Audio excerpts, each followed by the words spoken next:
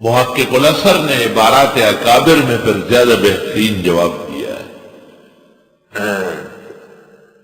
اعوذ باللہ من الشیطان الرجیم، میں پناہ مانگتا ہوں اللہ تعالیٰ کے پاس شیطان مردود سے۔ رجیم رجم یرجم، مرجوم اور رجیم جیسے مجروح اور جریح۔ رجیم فعیل کا وزن یہ مفعول کے معنی میں آتا ہے۔ وہ شیطان جو رجم کیا گیا، جو خدا کے دربار سے راندہ کر دیا گیا، جو دور کر دیا، اِنَّ عَلَيْكَ اللَّعْنَةَ إِلَىٰ يَوْمِ الدِّينِ، آپ پر قیامت تک لعنت برستی رہے گی۔ لعنت کے معنی ہیں اللہ تعالیٰ کی رحمتوں سے دور ہونا۔ اعوذ باللہ من الشیطان الرجیم، میں پناہ مانگتا ہوں اللہ کے پاس شیطان مردود سے۔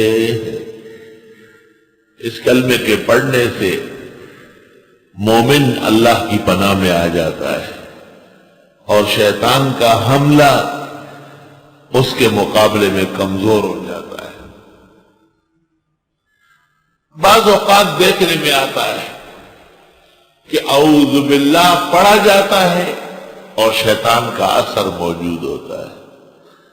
تو اس کے دو جواب یاد رکھ لیں۔ ایک جواب یہ کہ یہ امتثال الامر ہے۔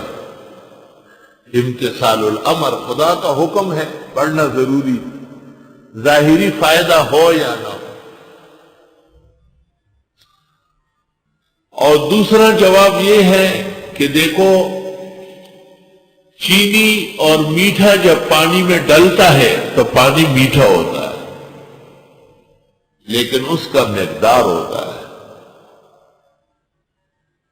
اگر ایک کپ پانی میں یا چائے میں آپ نے 1 چمچ چینی ڈالی تو وہ میٹھا ہو جائے گا، لیکن اگر ایک پتیلا بھر کر آپ نے اس میں 1 چمچ چینی ڈالی تو وہ میٹھا نہیں ہوگا۔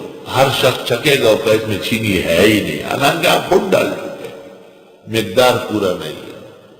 بزرگان دین اس لیے کہتے ہیں 100 مرتبہ پڑھو، صبح و شام پڑھو، اتنے دن تک پڑھو، توجہ سے پڑھو۔ اللہ اکبر۔